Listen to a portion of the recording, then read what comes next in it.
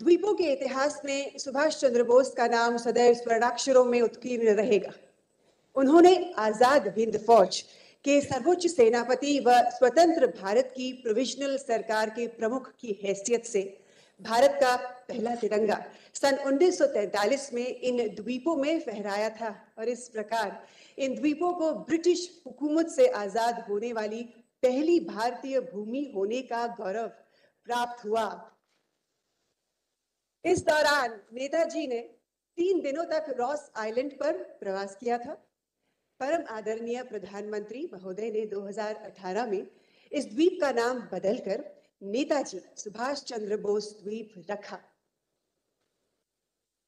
इस द्वीप को एक राष्ट्रीय स्मारक विकसित करने की दिशा में सक्रिय कदम उठाया जा चुका है।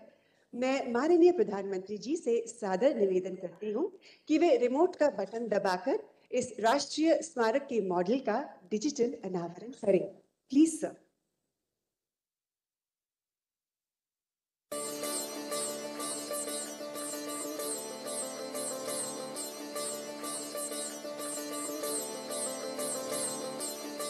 कल का रॉस द्वीप आज नेताजी सुभाष चंद्र बोस द्वीप के नाम से जाना जाता है। ये द्वीप साक्षी है इतिहास के उन अनकही और अनसुनी घटनाओं का, जहां हमारे देशभक्तों पर अत्याचार और अमानवीय यातनाओं का सिलसिला चला था। जिन हाथों ने कभी अंग्रेजी सरकार के खिलाफ 1857 में बंदूकें उठाई या फिर अपनी कलम से आजादी पाने की अनंत ज्वाला जगाई थी, उन हाथों से अंग्रेजों ने अपने लिए सुख सुविधाओं के सभी सामान उपलब्ध करवाए। हम जानते हैं कि हमारे स्वतंत्रता सेनानियों के खून पसीने से रची बसी है इसकी मिट्टी। द्वितीय विश्व युद्ध के दौरान जब जापानी सेना ने द्वीपों पर कब्जा किया तो ब्रिटिश मुख्य आयुक्त के आवास पर जापानी गैरिसन कमांडर का कब्जा हो गया। यही वो समय था जब दिसंबर 1943 में इस द्वीप में आगमन हुआ एक ऐसे व्यक्तित्व का जिन्होंने भारतीय स्वतंत्रता संग्राम को एक नई दिशा दिखाकर अपना कुशल नेतृत्व दिया।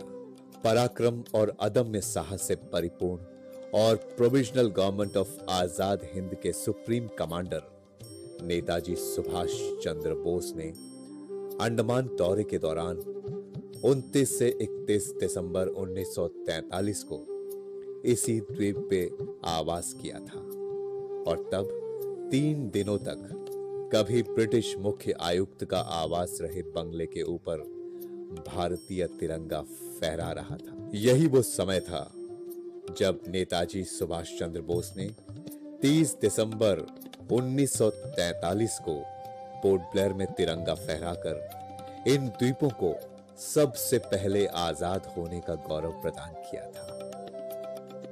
आज माननीय प्रधानमंत्री जी के द्वारा यहां नेताजी सुभाष चंद्र बोस स्मारक के निर्माण की घोषणा हर देशवासी के लिए गौरव की बात है। इस स्मारक के जरिए जहां देश नेताजी को श्रद्धांजलि अर्पित कर रहा है, वहीं इससे यहां पर्यटन को भी बहुत बढ़ावा मिलेगा। साथ ही यहां के ऐतिहासिक धरोहर और विरासत को भी संरक्षण मिलेगा। इस राष्ट्रीय स्मारक में नेताजी के अनुकरणीय जीवन और स्वतंत्रता संग्राम में उनके अमूल्य योगदान पर आधारित museum cum interpretation centre, guided heritage trail, Port Blair और इस द्वीप के बीच रोपवे, लेजर अथवा light and sound show, theme आधारित बच्चों का मनोरंजन पार्क, फूड एवं रेस्टो लॉन्च आदि का प्रावधान किया जा रहा है। माननीय प्रधानमंत्री जी के मार्गदर्शन में इस अमृत काल में नेताजी सुभाष चंद्र बोस की 126वीं जन्म वर्षगांठ पर बनने जा रहा ये राष्ट्रीय स्मारक इस द्वीप को विश्व के पर्यटन मानचित्र में विशेष स्थान दिलाएगा।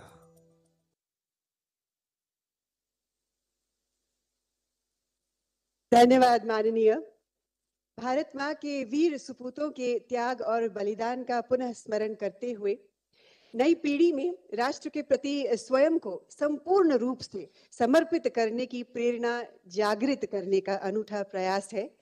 21 द्वीपों का नामकरण। मैं अब माननीय प्रधानमंत्री जी से अनुरोध करती हूं कि वे रिमोट का बटन दबाकर परमवीर चक्र विजेताओं के नाम पर चिन्हित 21 द्वीपों का नामकरण डिजिटल माध्यम से करें।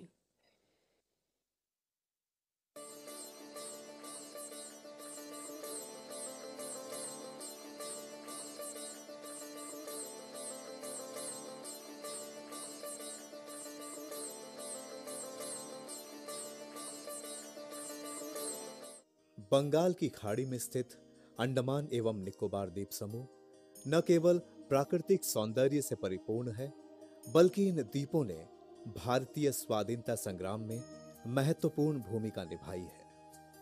आज भी सेल्युलर जेल की प्रत्येक ईंट पर वीर स्वतंत्रता सेनानियों के बलिदान और अदम्य साहस का इतिहास अंकित है। इन ऐतिहासिक घटनाओं के क्रम में आज इस अमृत काल में एक और स्वर्णिम अध्याय जुड़ गया है। भारत के माननीय प्रधानमंत्री श्री नरेंद्र मोदी जी ने आज 21 द्वीपों को भारत के सर्वोच्च वीरता सम्मान परमवीर चक्र से अलंकृत भारतीय सेना के उन जाबाज वीरों के नाम समर्पित किए हैं, जिन्होंने मां भारती की सेवा करते हुए उत्कृष्ट प्रदर्शन और सर्वोच्च बलिदान दिया।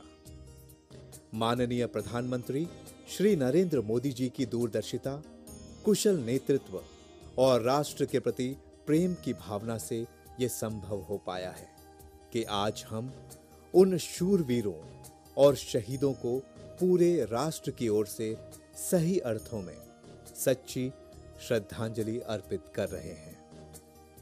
अंडमान निकोबार के 21 द्वीपों को परमवीर चक्र से सम्मानित मेजर सोमनाथ शर्मा, सूबेदार एवं honorary captain Karam Singh, major Ram Raghoba Rane, naik Jadunath Singh, company havildar major Piru Singh, captain Gurbachan Singh Salaria,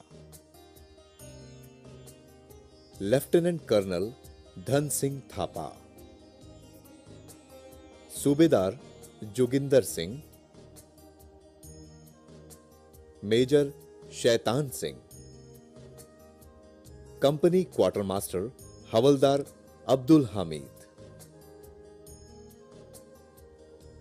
lieutenant colonel Ardeshir Tarapore, lance naik Albert Ekka, major Hoshiar Singh,